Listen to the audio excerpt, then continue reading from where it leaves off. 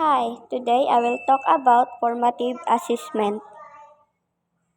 Formative assessment is a way teacher checks student understanding during the learning process. It is not used for final grade but to guide both student and teacher.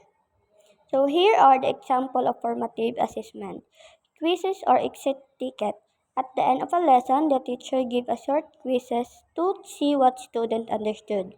Classroom discussion. Asking questions during class to check student comprehension. Peer feedback. Students review each other work and give constructive feedback.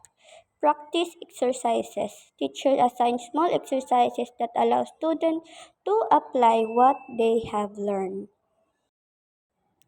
Important in teaching and learning. Help identify students' strengths and weakness early. Allow teacher to adjust instruction to improve learning outcome. Encourage students to reflect on their learning and take ownership. Improve overall academic performance because gaps are addressed immediately. Thank you for watching.